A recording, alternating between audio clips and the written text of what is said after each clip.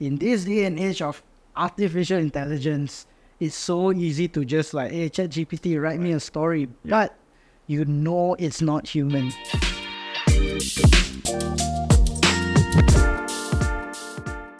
Hello Mentor is brought to you by Hiredly, your go-to job platform to find a career where you can work, grow, and belong. Explore companies today at www.hiredly.com. Your dream job might just be one click away. Hello and welcome to Hello Mentor Season 2, Episode 9. Quite a mouthful. I'm Derek, be your host for today's episode. Today we have a very special guest with us, Reuben Kang. I'm sure many of you know of Reuben. Reuben is a well-known writer, director, and a storyteller filmmaker, right? I love that. I mean, even as a company, we love story, right? He gained popularity as one of the key members of the YouTube channel JinnyboyTV, and has since started his very own production company called Imagineers Film, where they produce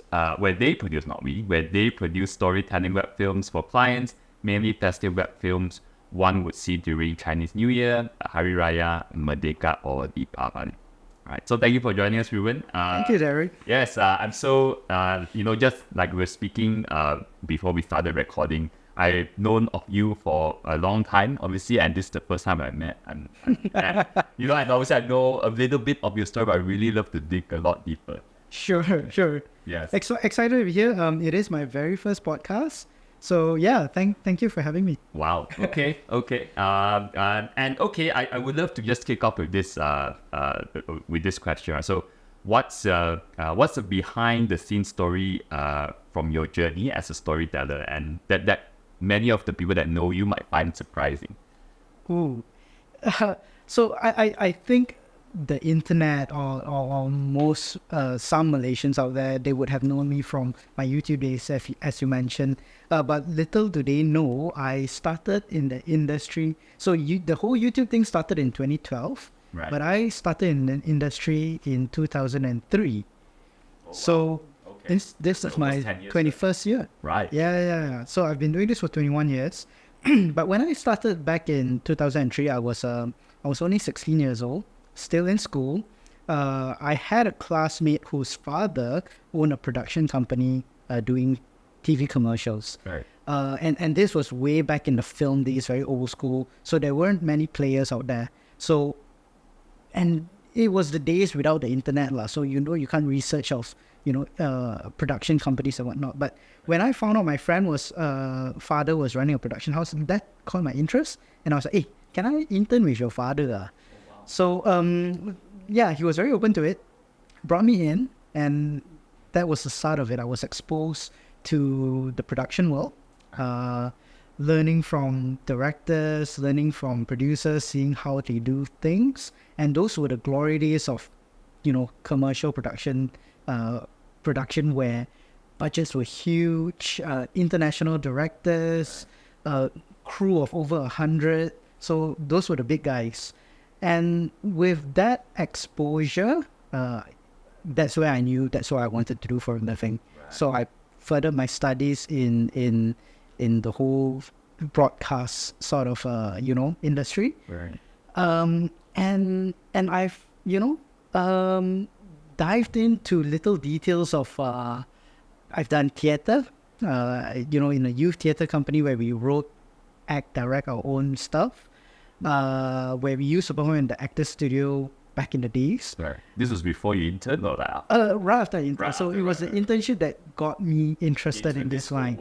Right. Because at that point I didn't know what I wanted to do in life. Okay. It was then I realized, okay, I think this is what I can do, because I was bad in my studies lah. Right. So me too.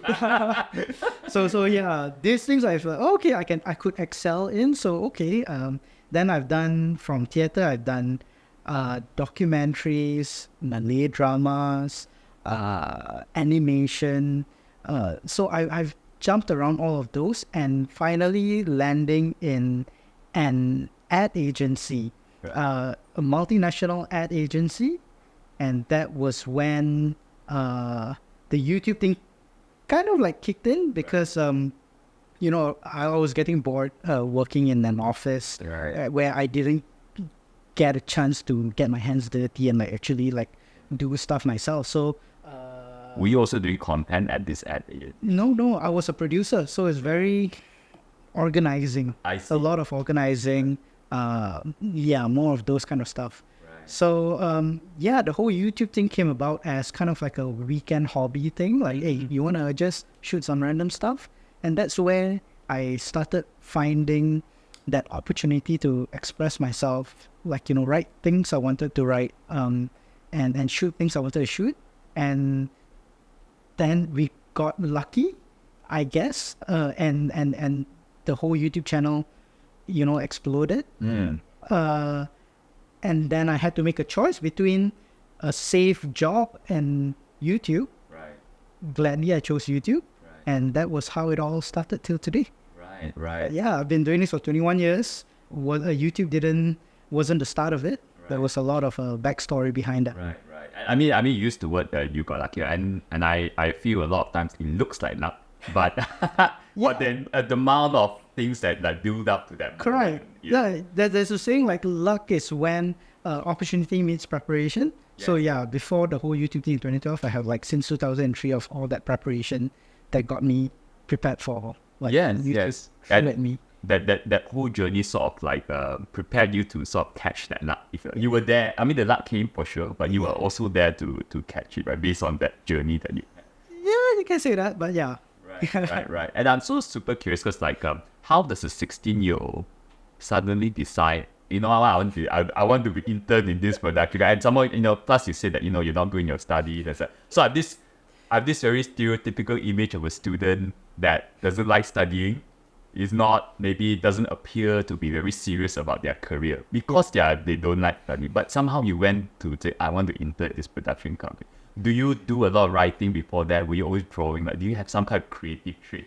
I think yeah, definitely. I think when I was younger, because couldn't pay attention in school, the thing that I tend to do was with my I remember your buku latihan juga, like number 5, number 8 or whatever, where different numbers have like mathematic square boxes or the totally empty pages ones. Yeah. I always bought the empty pages one and drew boxes and drew my own comics. Right. Although my drawings were horrible, Right. but that was where I realized my story could flow.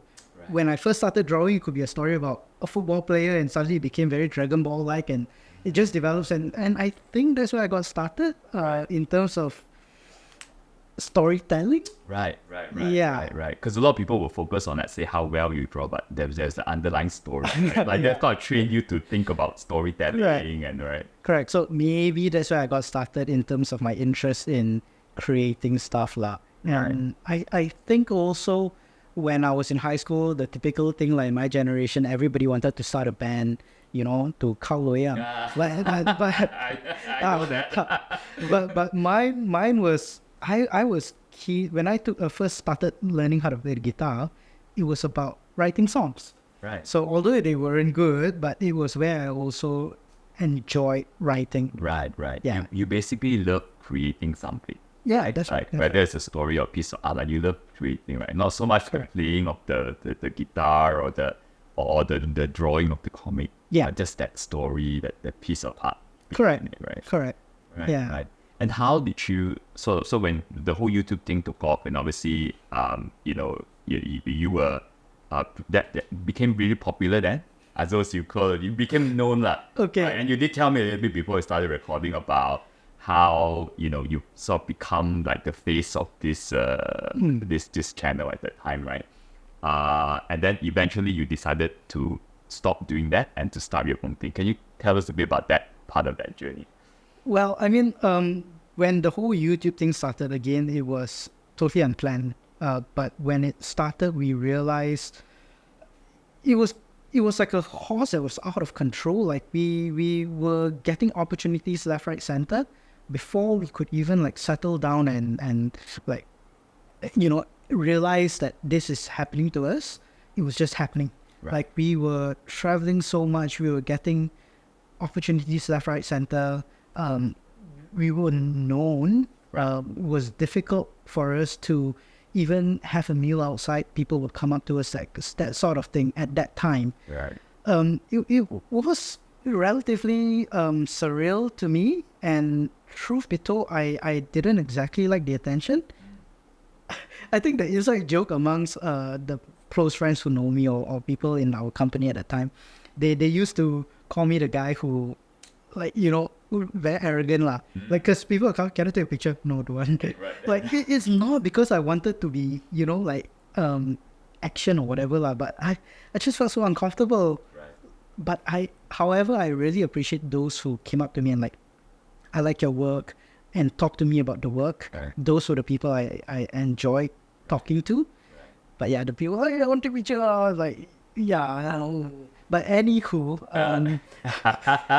I think how I eventually went to Imagineers, like we decided to start Imagineers Film. I think in 2016, 2017, that's when our YouTube channel got the opportunity to shoot our very first feature film. So that was like, cinemas nationwide, and it was like a dream for every filmmaker to do our own feature film. That's where we realized, you know what, I really enjoyed doing this, and I wanted to take it a bit more seriously. Right. My partner at the time had a difference of direction, so we figured, well, you know what, I think we've had a good run. Time for me to continue doing what I'm really passionate in. And at that point, also a couple of the guys who were really into filmmaking, we've just gotten started. We felt, let's continue doing this on this journey of writing our own films. Right. So that's where we started Imagineers Film. But of course, despite filmmaking is like our primary passion, we secretly have a love-hate relationship with advertising. And having said so that's where the money is. Brands are the ones that would always support us. So we felt we were good at telling stories, and at the same time we were good at incorporating the brand's stories as well. So we felt that would be a perfect marriage, and we would do that service for them. Of course, one day in the long run, maybe we would explore a long form again, which is like feature films, web series and whatnot. But at this point of time, we really, really enjoy writing stories for brands. Right. And how do you sort of bridge that? It's interesting, right? Because I think it's quite a common thing that a lot of, say, content creator, I'm not sure how you describe yourself, or film producer would face, in that there's the artistic part, at the same time, for sort of practical reasons, obviously the companies and the brands are the one that will finance these things, right? It doesn't come from, because you need to pay salaries and all that. So how do you try to bridge these two things together, still have that creative side to that process? Despite me being the creative kind of person, I'm still quite pragmatic in my approach of creativity. I've never felt like I was the kind who, because a lot of you has this impression like creativity is like, create something out of nothing. It's never from nothing. Right. For us, it starts with the purpose. So I'm very clear in my thought process of creating an idea for even a brand. So my purpose and the objective has to be, what's the purpose of this firstly? So it's like, if let's say I want to hit certain target audiences where they would feel like this is a compelling story to them, so I would then try to dive into understanding the target audience. So for instance, like brands that we work with, when it comes to, like, let's say Raya, I would do a lot of research and understanding deeply in terms of how their culture in society would be, like how their people would tick, what makes them feel compelled with the story, what makes them feel like this story speaks to them, or this is my voice kind of feeling lah. So I think that's where my skill sets are in terms of I really enjoy learning about people. Right. And knowing our target audience is always my first step. Right. Yeah, so I have that balance of being pragmatic in terms of creativity. It's always the objective and the purpose of it lah. Right. So So- even with the whole YouTube thing when we first started also, the purpose of it wasn't just to like, hey, let's just make, viral videos or whatever lah. It was actually mainly because we felt like there was this gap in the market, in the sense of TV was dominating back then, mainstream, but there was never a voice for a certain demographic. Right. Okay, we will never see faces like me on TV, that kind of thing lah. And there were a lot of stories that we grew up talking about, but we've never seen those stories on screens or distributed massively lah. So we felt we have stories. Let's bring those stories to life. Right. And I guess because there was that gap, our objective was quite clear. Maybe that's why it picked up. Right. Because in a way, like platforms like YouTube sort of I'm going to use a fancy word here, like democratize this whole storytelling scene. Correct. Where there actually you sort of discover later that there are a lot of stories that people care about. Yes. Right. And that's how you kind of like discover that. And you know what's quite interesting was I looked at some of the films that you've done recently on the Imagineer Films channel. I could see that even though yes, the brands were supporting it, but it never also took away from the whole story. Like I was actually following this and just from the very few that I looked at, it looked like you also had quite a heartwarming approach. Like there's one central message as a very heartwarming tale that makes the person want to kind of watch the whole thing to the end. Correct. Right? Correct. Does that come from you naturally, or is it like something that you feel like your audience connects with? Okay, that one is very much I think a conscious direction lah. Right. Because I think when we first started Imagineer's film, one of the things that we felt, because at the point when I started, there were a lot of production houses. Right. But what would make us stand out? So and the thing is, we knew there was a market for festive films. Right. Because since the days of Yasmin Ahmad, it's just grown. Yes. All right. But one thing I realized that another country was doing very well that we've not really been doing here is Thailand. All those Thai ads that we've seen. So I've always been a big fan of those Thai ads. Right. And there was just something about it that I felt cut through the barrier of time. It's timeless. Right. It cut through the barriers of like language and cultures. Right. It's just universal. Yes.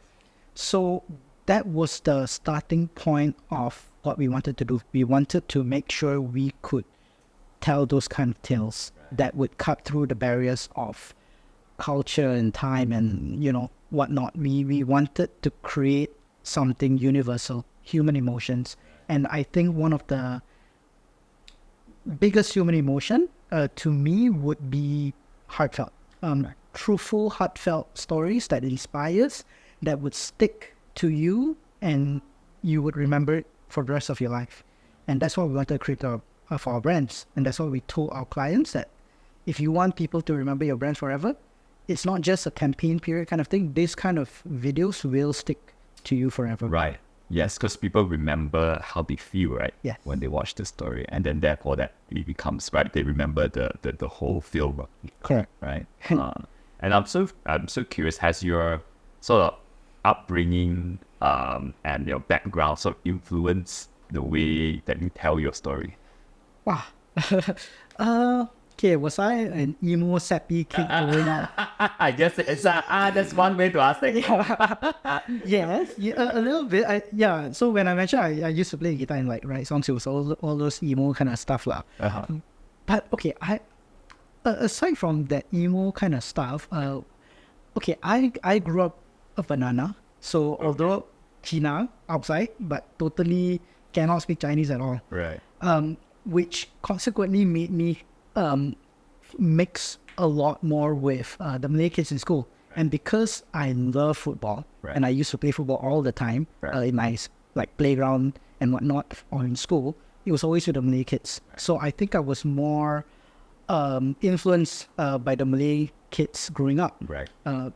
To the extent that when I balik kampung with my bunch of Chinese cousins, which I cannot speak Chinese to, I will speak Malay to them. Right. So That's very So I then in high school I was very active in taekwondo, predominantly dominated by the Indian community then. So I was then closer with a bunch of Indian fellas lah. Growing up, eventually in college and whatnot, then I went to this university that it was super mixed. There were only 3 Malaysians. There were more Chinese nationals, Indonesian fellas, people from Botswana. Yeah, so I think I was very, I love cultures. right. So I think that influence growing up made me realize and enjoy different cultures. I was very open-minded, very exposed. I loved learning, traveling and learning about different cultures. And I think that influence helped me with creating stories. Right. Because, yeah, cultures are the best, form of stories. Right. So you really experienced it through multicultural Malaysia. Yeah. In some sense, right? In some sense. Right. Correct. Yeah. Correct. So that's the thing. I've never written stories that are very urban or very typical Chinese market kind. It's mass Malaysians. And I like that. And I really feel at some level, these are the stories that really connect with most of Malaysia. That everyone in Malaysia wants to see a Malaysia that's multicultural, prosperous, and everyone's like one country and all that, right? And being able to sort of have because you sort of integrated with like different people that and you sort of experience different stories, different lives. That helps help you tell a richer story, I suppose. 100% agreed. Yeah. Right. And is there like is there any part of being a storyteller or a writer director, that you think is much harder than it looks, right? And a lot of people misunderstand to be easy because it's a very common issue, right? With people from the outside looking, it's very easy. I want to do that, I want to jump in. But what's actually a lot harder? Okay. I think for mass public who's not in this industry, they would think that filmmaking is difficult because obviously they don't have that exposure to it. But truth be told, maybe back in the days 20 years ago, yes, it's difficult because it's expensive. Not everybody gets a chance to hold a camera or lightings. But these days, China #1, all these equipments are really, really cheap. Right. Go on to Shopee and anybody can be a filmmaker with all these equipments. Yes. So if you ask me, making a film is easy. Shooting a video, it's easy. So that's the easy part that I think people think is very difficult, but actually that's easy. And these days, the amount of production houses, the amount of people coming out and saying, I'm a filmmaker everywhere. Right. However, I think the toughest part to me would be the thought process. A lot of people think that writing a story is as simple as just writing a story, but maybe they've not lived enough to be exposed enough to more stories. Because I realize that the younger generations that come in to intern with us, for example, the stories that they craft sometimes are like, you sound like a boy from Damansara who has never lived Damansara. Like someone called me a boy from Damansara. It's so loud. Yeah. So I've always told the guys I work with, live more, travel more, expose yourself more, get out of your comfort zone. With that kind of exposure, it helps you with your stories. You go through more heartache, go through more downs. That's where you realize the true human emotions. So that's what I feel, that kind of thought process. And then obviously techniques that one can learn on, so not that difficult. Right. I agree. Like if someone were to pick up a book on storytelling, you could probably understand the theory of storytelling, but to actually write a good story, Correct. It's probably harder there because it takes a little bit of I will say it takes a bit of instinct in the sense where you draw the story from your own experience, right? Like you said. So if your experience is very broad, then you can tell very interesting stories, right? Exactly. Especially if you've been through a lot of ups and downs, because stories are a lot of ups and downs, right? Exactly. Right? You need that there is a lot of pain and then there's a lot of joy, and you need to have really understood it yourself to be able to translate this into a story that people can connect with. Precisely. And to add on to that also, actually, it's in this day and age of artificial intelligence, it's so easy to just like, hey, ChatGPT, write me a story. But you know it's not human. Yes. It is not human. So I think we have to understand the human side of life, the human emotions. You cannot, I hope lah, but you cannot manufacture that lah. Yes. Yeah. Yes. So you really have to live life to be able to write heartfelt stories. Right. Right. And what's easier than it looks? Yes. Easier. Yeah, what's easier? Shooting lah. Like I said, everyone thinks it's very difficult, but honestly, cameras and whatnot, it's easier these days compared to what it was before. Not undermining, people who shoot, but I know the mass market thinks it's very difficult, but anyone can actually hold a camera and go and shoot these things. Yeah, even with your phone. Right. Like, I guess if you're stuck on like you can't even you don't even have a camera, you could try telling a story with your phone. Correct. Right, and see where it goes. Correct. Right. Yeah. And if you could turn back time and you met yourself, I don't know, let's say at 60 lah, when you just did your internship, what advice would you give yourself? When knowing that you're going to embark on this journey soon. Whew. Frankly, I've when I work with my boys these days, and they go through a rough patch, for example, I would always tell them that it's these downs that makes you learn and remember these lessons for life. But so in other words, I've never had regrets in that sense. Right. Every experience I've gone through, every real dark period I've been through, are things that I look back and I appreciate. I'm glad I went through that. It made me who I am today. It helped me live life. However, on a more realistic note, I think if I can go back in time, one thing I really regret is making the movie that I was telling you about, the film. Because it was a dream that I've always aimed for. And when the opportunity was given, that time I wasn't ready. I see. And I was rushed into it. And now it's living forever on Netflix. And I'm like, oh. And my friends would tell me about it. Hey, your films, don't watch it, please. Like, I swear to you, I got better. But it's, truth be told, it was it's there. Right. I've learned my lessons from that film. But if I could turn back time, I would tell myself, don't rush into it. Be patient. Your opportunity will come again. Right.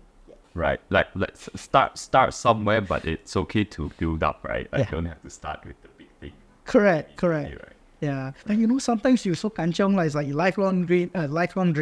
Like, you always want to try to do it. Yes. But yeah. But would you say, I'm so curious, right, because would you say that, say yes, maybe you thought that it was a bit ahead of you, right, say this project, right? But it's also this personality trait of yourself.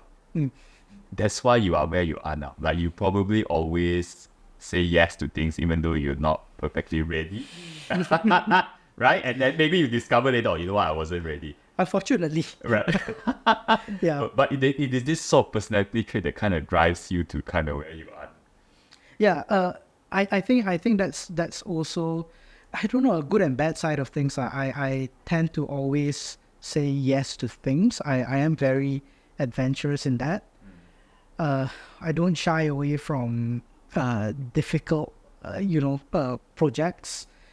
But yeah, but you do have to be very ready for it. Right. Yeah, I think we have to be realistic and sometimes snap out of it. Being all gung ho sometimes. Risk and rewards, Right. Risk and rewards. Right, Yeah. right. You need to know when to pull back. Correct. Sometimes, right? Correct. Right. And what advice do you commonly hear given to writers, directors, or even content creators? Common advice that you hear, but you feel that actually you can ignore it. What kind of advice do you think? Okay, I'm plucking this out based on some newer generation of filmmakers I'm meeting. Because last time when during the whole YouTube days, we were always invited for talks in schools and universities and all that. And we always hear, this bunch of influencers, they'll always say, go for your dreams. That's one advice that I always feel like, don't make them go for their dreams that way, lah. Right. Because I've always believed that a lot of people say, I want to be an actor, I want to be a director, but they have not acted, they have not directed. So instead of wanting to be an actor or a director, your dreams should be, I want to shoot more stuff, or I want to be in the film industry to see how people direct, or instead of I want to be an actor, I want to try to put myself in front of the camera and do certain things first. Like, it's the act of doing that's more important than rather than having that dream and the ambition. A lot of people tend to just want to be that title. Right, like they focus on the end goal, right? And Correct. think I want to be this big director, Yeah. right? So growing up, I've had ambitions, but I've never been obsessed with it. I was very in the moment and wanting to just do stuff. So my goals were very, I want to be able to write 3 songs this year. I wanted to be part of this theatre community and see where I go from there. Right. So it's very pragmatic in that sense. It was always about the act of doing rather than that ambition of. I think I can relate to what you're saying, right? So I kind of use my own words, right? In some sense, you find a lot of people have these big goals, but they may not enjoy the process. Yes. So that's the challenge, right? So when they start doing the thing that you need to do to get to this thing, because they don't genuinely enjoy the process, in the end, either they give up or, they find out that it's not really the path for them, right? Correct. And it's actually better to kind of figure out, actually, what do you like doing? Yes. Right, you start Exactly. there, right? Like there's this thing that you become one day, sure, but you need to figure out what you like doing, and because you like doing it, it builds, right? Then you grow. You're naturally more inclined to kind of keep working on it, keep getting better because you really enjoy the everyday work. Yeah, Right. 100%, 100%. I think a lot of my colleagues out there, they're like, 21 years doing this, and we'll always joke amongst ourselves, I can't do this anymore, lah. You was too old already, lah. But honestly, I think deep within me, I really enjoyed the process. I enjoy being on set. I enjoyed that process of brainstorming, coming up with an idea. I enjoy every single stage of creating a film. Right. Is there any, if I just curious, right? Is there any particular stage that you really lights you up? Like, is it the beginning part when you start writing the story, or like at the end when you're about to close out and editing and all that? Like, you can see the final product out, like which is the one that really gives you that spark? I think the starting is always the most frustrating because it's a blank canvas. Right. Frustrating but exciting at the same time, because it gets exciting the moment when you see something, and it's always a very aha moment situation amongst us in the writer's room, where we will go through hours or days of mind mapping, and the whole whiteboard and our glass panel would just be filled with mind maps, and we'll be like, I don't see it. We just get it that it's not there yet, although logically it fits, like we've answered the brief already, but it's just not there. There's no X factor, there's no wow factor there. But the moment we got something, Right.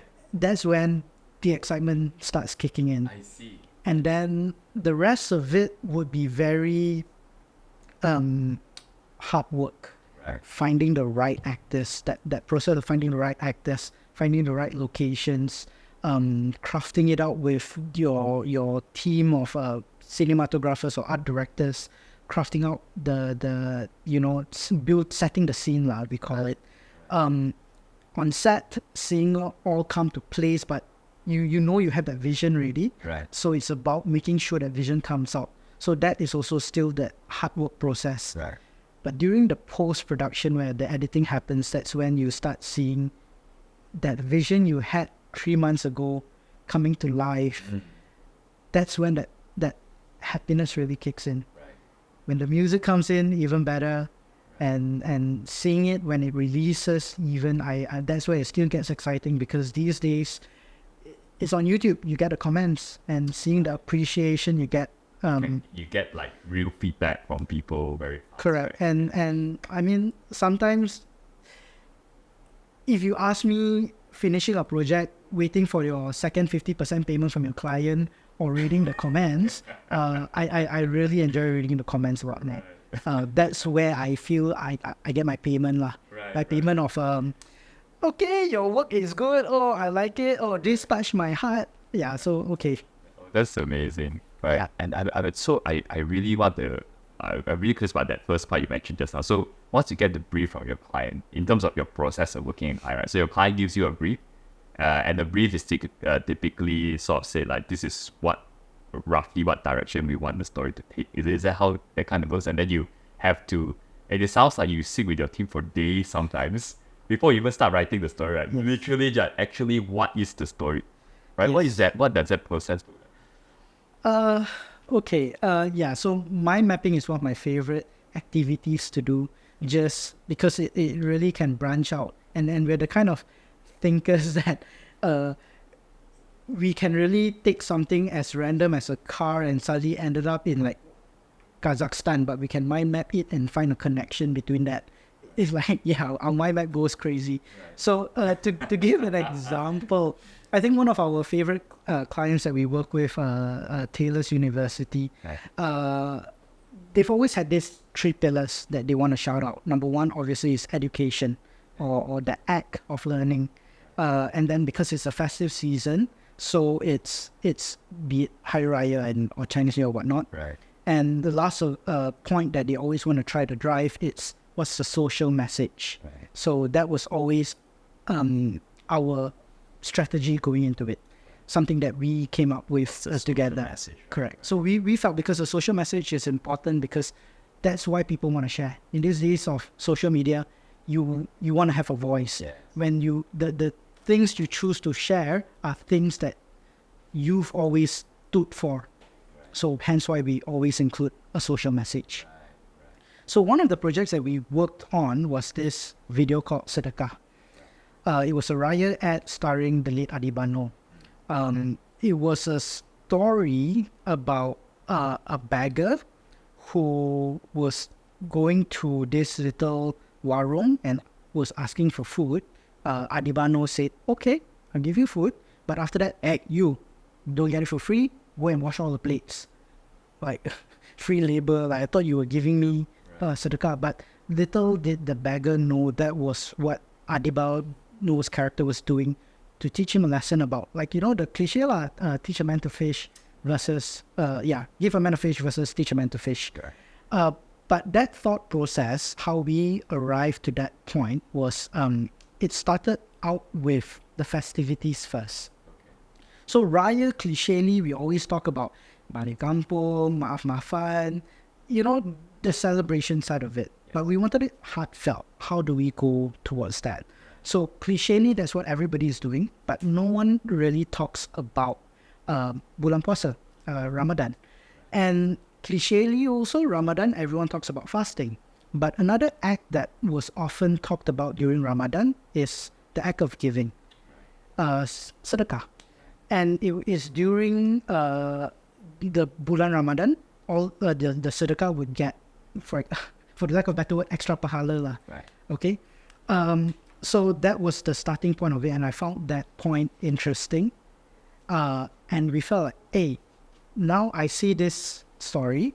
The lesson here can be easily be about teach a man to fish, and the social message that we are driving here is how society, we've always been the kind of people who we're very privileged.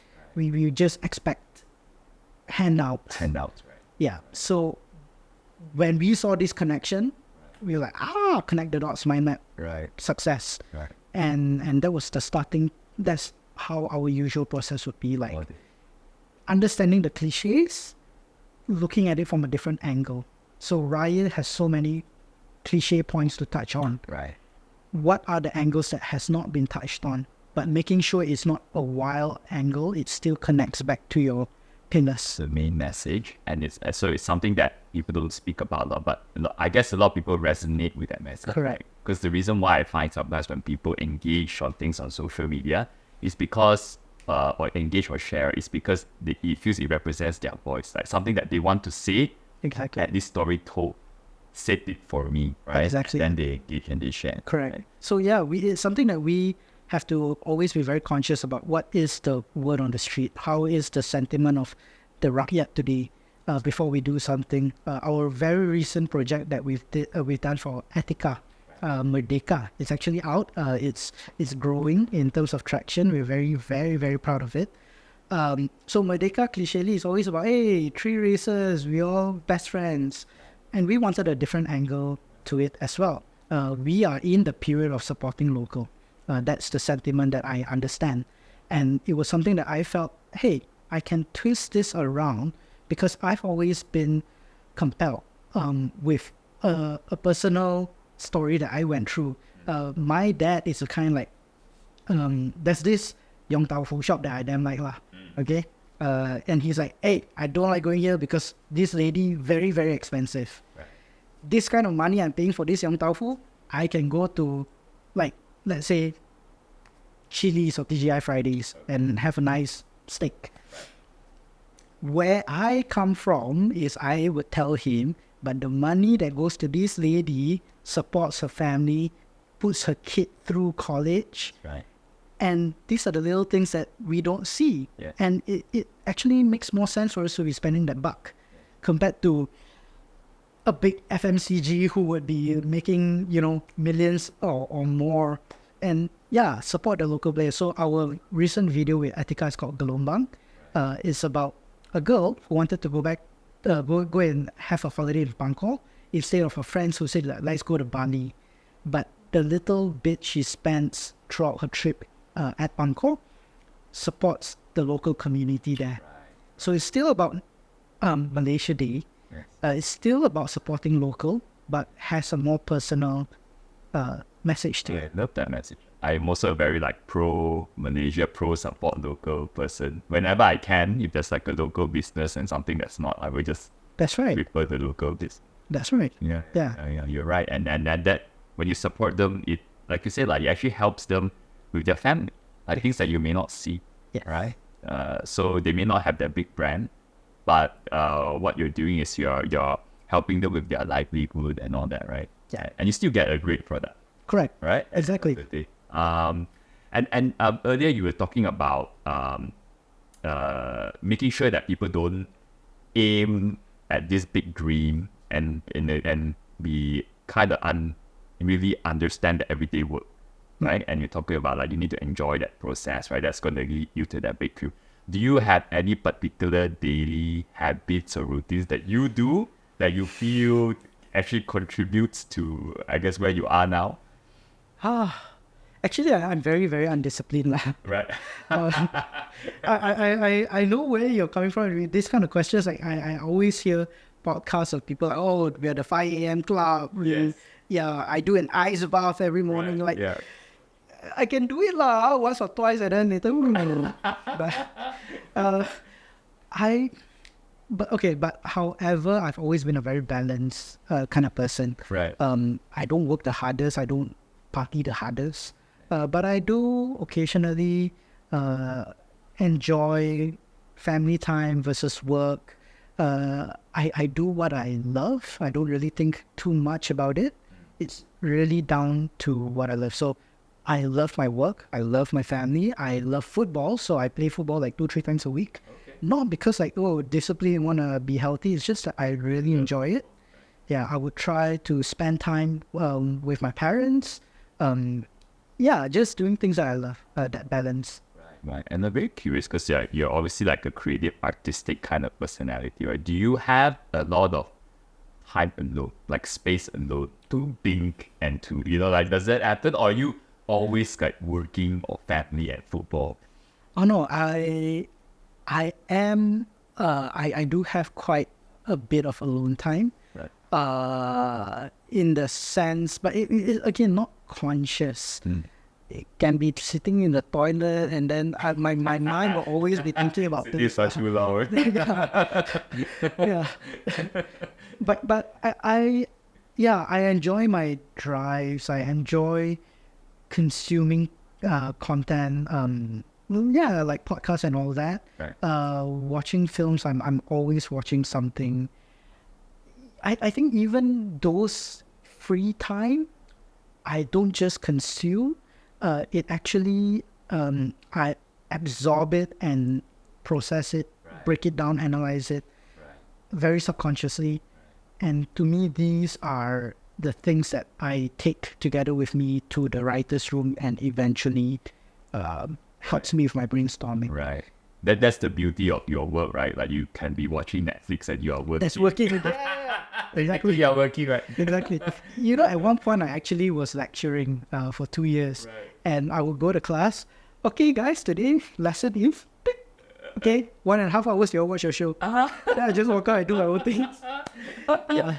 And then but that's the thing about, because it's the world that you live in, right? So when you watch a film, that you can probably break it down in a very analytical, technical way. Correct. Right? And you can say, oh, they did this, and you can say, oh, actually, some of this could be relevant to us. Exactly. But it's a blessing and curse. Like, I now cannot go to movies and really just sit down, relax, and enjoy a film. Constantly thinking like, what if I did this instead? Oh, if I take this technique and apply? Yeah, I cannot watch a film normally already. Right. Whereas like the average person, I mean, we just be swept away with the story. But when you're sort of looking at it from your work, with your work brain switched on. Correct. All the time. Yeah. Yeah, but all a little bit.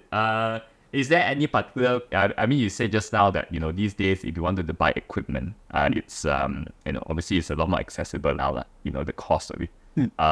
Do you have any particular favorite equipment? So anyone who's like an aspiring content or film person, they think, you should get this. This is amazing. Okay. So, fun fact: Imagineers Film is a production house that does not own a single equipment. We don't have a camera or lightings or even a microphone. We've got a production box, and inside there has like fork and spoon and tissue paper and cloth.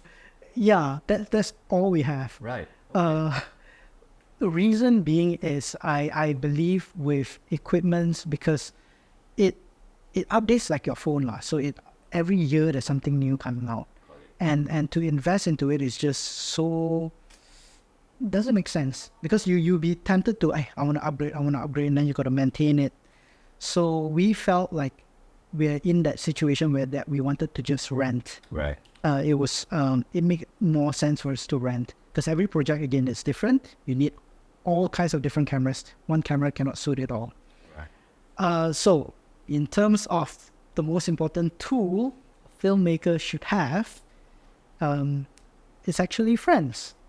It's actually Friends. Wow. Okay. the community that you have around you. I think we wouldn't be where we are today, or I personally also wouldn't be where I am today if it wasn't for the people I've met along my whole journey of filmmaking, that I still keep in touch with, that I still constantly ask for help and guidance and support, and these people are always there for me.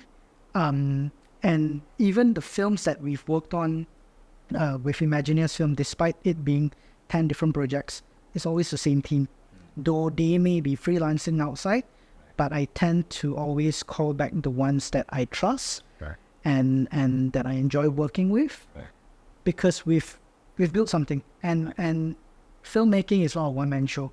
Like football, you really need a strong team, and truth be told, I would not be where I am today if it's not for the support that I have in my company. The guys that's been with me, we are the kind of guys who really have each other's backs.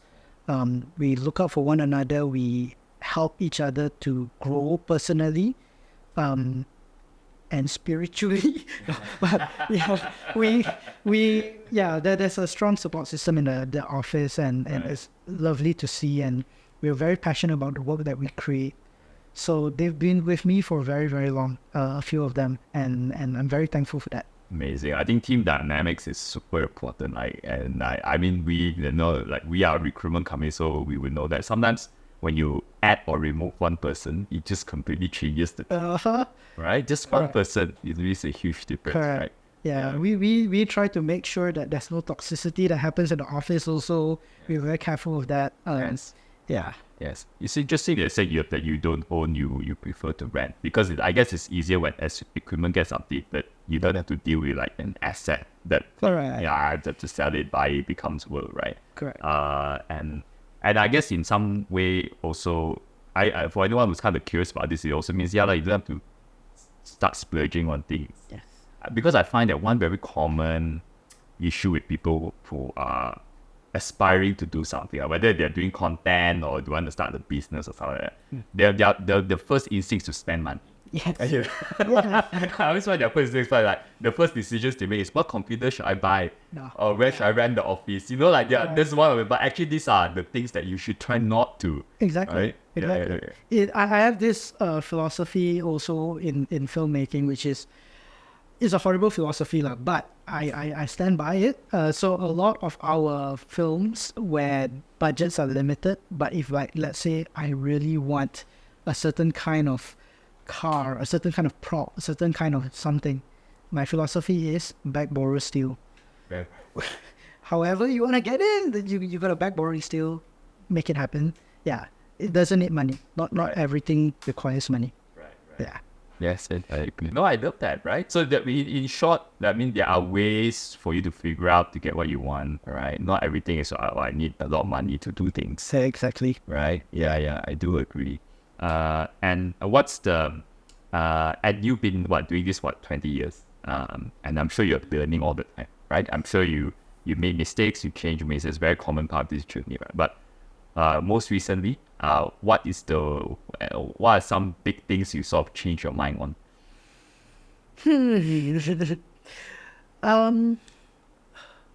Well, I used to be very hot-tempered on set. I still am. That is something I wish to change. I may be a bit more calm. I don't know. That one, my guys have to tell me about it now. But I think with my high blood pressure, I think I better keep that under control. But Right. have I changed anything? Change your mind, like a belief or something that, actually, you know what, I was wrong. This is right. But okay, so I think I'm not.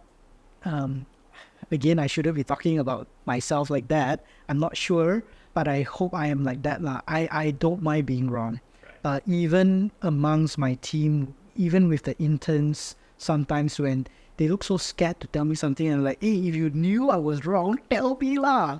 Like, it's okay. Am I that scary? And they were like, yeah, you're scary, but I'm not. Like, tell me that I'm wrong. I don't mind being wrong. So there has been couple of incidents on set or in the process of pre-production.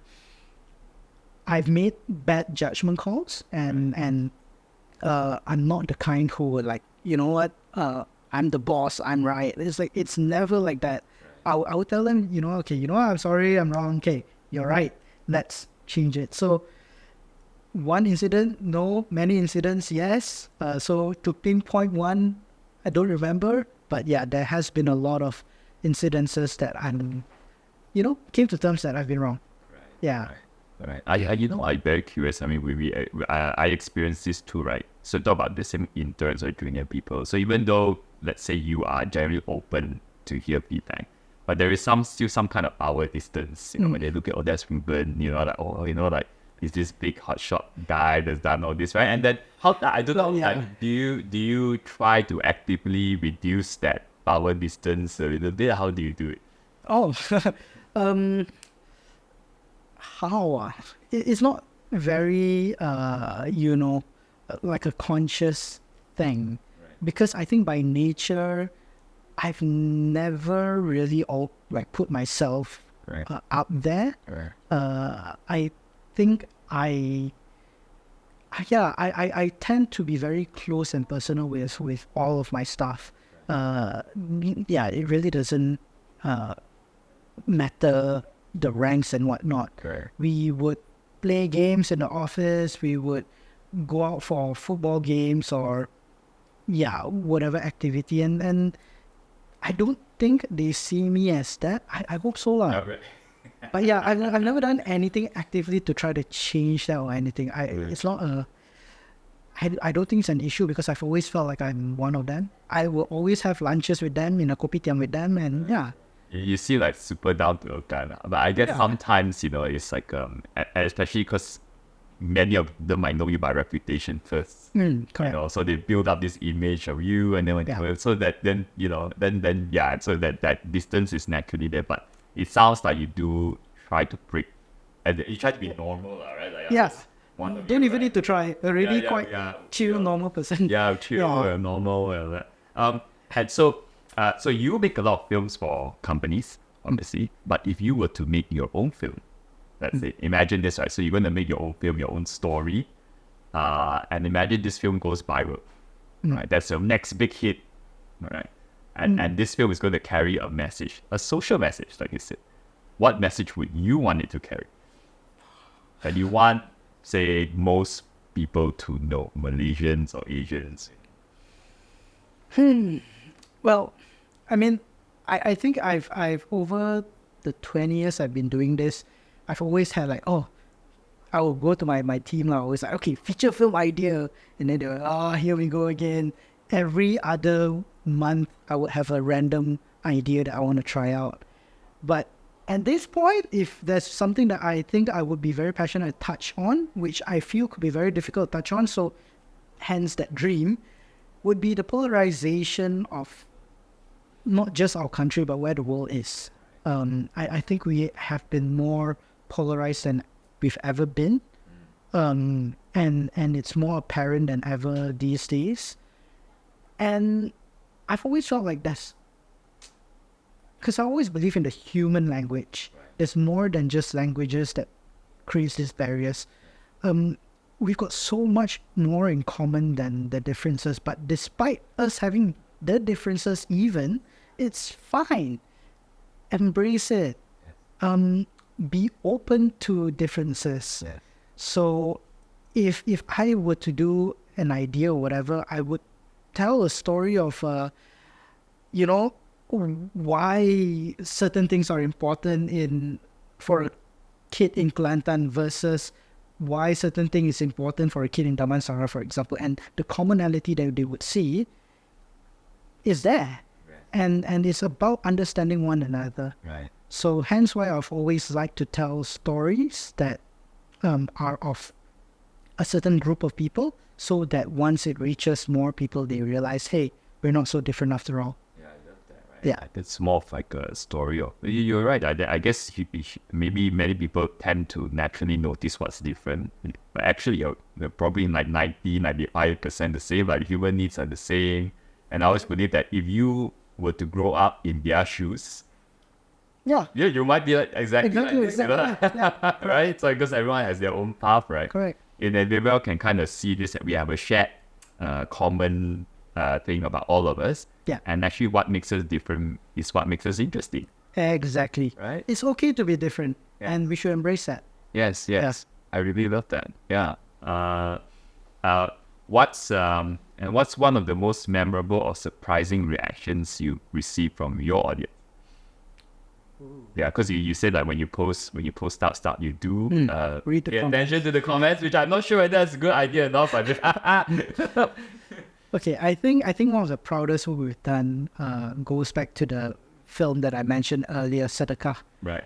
with Adiba. I think that was one of the videos that created a lot of conversations, not just in the comment section, but people started doing reaction videos. Oh, okay. So their faces will be recorded watching our film. Our film will be a small little window up there, and they will watch it, and that's all. They will just watch it and start tearing and whatnot. And it's nice to see live reaction, honest reactions. And they were doing that, and they will give their feedback. And those, because it started going viral in Indonesia. I see. Yeah, so those reaction videos were garnering hundreds and thousands of views. And I was like, whoa, video of you watching our video got 100,000 views. Yeah. So, yeah, that was quite, shocking for us. But it just reassures us that what we're doing it right. We have to trust the process. We should always tell stories that matters, because it would make a difference in people's lives. And to see the reaction videos was shocking. That is another level of feedback. I've noticed the reaction videos are more common these days. Yeah. Right? Yeah, you're right. Sometimes the reaction video has more like more views than maybe even the main video. Right. Yeah, especially if they are like a famous person or influencer or something like that. Yeah. But I'm very curious. I mean, slightly sidetracked, but because you did say that you do look at the comments on the. I as a company that posts a lot on the internet, I would say this is a double-edged sword, or we're not like going in there and actually reading what people are writing. Like, how do you deal with stuff like, let's say, I'm sure not everything is nice. Correct. Right? Like, how do you deal with reading comments like this? Well, going back to the movie that we did, so it was a movie that we did in 4 months. So meaning it wasn't like as though we had an idea, we shoot it in 4 months, It was like, hey, Media Prima came to us, we want you to make a movie. Okay, about what? Don't know, you think but I want it done in 4 months.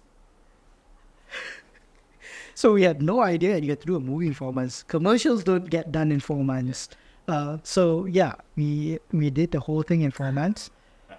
But we poured our heart and soul into it. Sleepless nights. I was literally sleeping in the office for many days just working on this. When it came out, yeah, the feedback was good. It was good. I think, I don't know if it's on the record, but according to the friends at Media Prima, it was the highest grossing English Malaysian film made at that time. I'm not sure. So we were like, okay, the response was overwhelming. So I was very proud of it. Then came the critics. Right. Yeah, at that point, a few of them started criticizing badly. They were butchering our film. We were like, at that point, I took it personally. I was very, very upset. I was on the verge of calling out the guys over there, like, hey, you know what? How hard we work on this, huh? You know, industry budget also like that, huh? Yeah, I wanted to, but yeah, luckily I didn't. Right. Wow.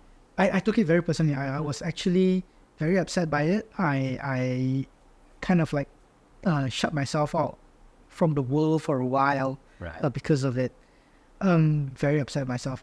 But I think I came to realization after a while. Hence why today I tell you it's a horrible, horrible film. Because it was. It deserved the criticism. Yeah, A for effort lah. But, yeah, if I was a critic, I would have criticized it. So where I'm going with this is more, when I look through comments, I actually don't just look for compliments. I am a very self-critical person, and technically, maybe karma lah, I'm the biggest critic out there also. Amongst my friends, not publicly. Amongst my friends, when I watch other films, like, hey, why do like that lah? Like, I'll be very critical of things, but I'm also very critical of our own work. And to me, that's maybe my skill set, because I realize I don't settle. that's why I can do this for so long, because I'm never satisfied with the work that I've done. Like, I feel I can always do better. So yeah, I like reading criticisms because I feel that there is a different viewpoint to look at things. What I find interesting is, it's always in theory. I mean, everyone understands like we shouldn't take things very personally, But at the same time, when you hold your heart into something, and then you sort of like, and you see, like, let's say criticism. I guess it's very natural. The first instinct is to take it very personally, and then you have to sort of actively try to detach. I'm not sure what the right word is. Yeah. Right, because it's like human nature, like, and what I find very interesting in your stories, and when you say that once that emotion died down, right, you sort of calm down, and then you looked at it again objectively, you felt like, oh, okay, like maybe you have some fair points, let's say, Correct. right? You thought, okay, that's Correct. some fair points, but when in that moment you couldn't see it because you were so that the emotion was still there, right? So you needed it to kind of die down and kind of look at it again, and being able to look at feedback is an important part of growth, right? Or else you're stuck in your own world. Correct. And all that, right? Yeah. But it's not easy to do though. I would say, like it's easy to say in theory, and now you look back, you can say it very easily. But in that moment, you have to really try to actively do it. And one other thing I find about, let's say, reading comments on the internet is, I try very hard to, because you're right, there's some genuinely good insights and feedback in there sometimes, but you have to try very hard to distinguish between like the troll, like someone who's just like, like no matter what, they're just going to say something that's not good, Correct. and someone who's really giving some genuine feedback that's useful, that's constructive, right? But you need either a very strong heart or very detached heart to be able to go through this process of like learning from it, right? Exactly. I agree. But yeah, like I say, sometimes I also put myself in their shoes, and yeah, there were times where I'm very critical of things out there as well. So sometimes I that's maybe how I detach myself to look at it from their perspective. Right. Yeah, but agreed, trolls. Yeah, actually it doesn't matter lah. You know they're trolling, so I kind of like yeah. Okay. And and this is I mean, let's wrap up with this one last question. I think it's quite a good one. You've been doing this for like 20 years, right? 20-ish years, right? And I'm sure you've known a lot of people in the industry. What are some of your biggest influences, right, in the way how you tell and your story, how you direct your film?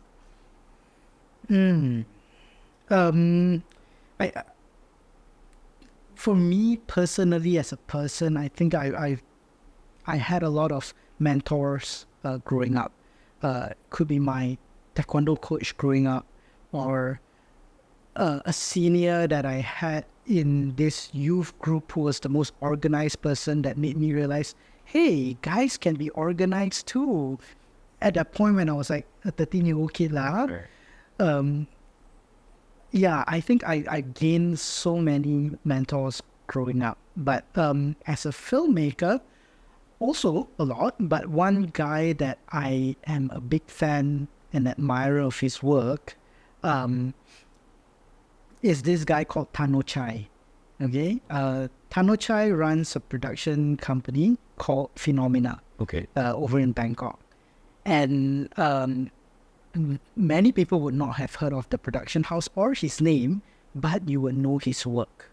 An easy Google search of Phenomena Bangkok, looking at their showreels, you will realize, wait a minute, I've seen this, all the most viral Thai ads that will make you cry, those kind of typical videos that, oh, this ad will confirm make you cry. Those ads were all his work. It's all done by this one guy. He looks like this really chilled guy, long hair, wear short slipper, but he's like my inspiration of a storyteller. Yeah, so yeah, Google search Tanu Chai. He's amazing, right? Do you like always took his next ad that comes out? and he's still doing it till today. Yeah. So yeah, he's one of my biggest inspiration. Amazing. Thank you for coming, Reuben. I love Thank this you. conversation, and I'm really flattered that this is the first podcast you've ever done, and for you to tell your story to everyone. So for all of you who's listening, you can check out what's the best place to check out your work. We're on YouTube, youtube.com/imagineersfilm, or you can check out our website at imagineersfilm.com. If you're looking for a job, or if you want to hire us for our services, look for us. We're open to anything and everything. Yes, we'll put it in the show notes also. I think the link to your page, right? So awesome. Thank you so much, Reuben, for coming. Thank you for having me. Thank you.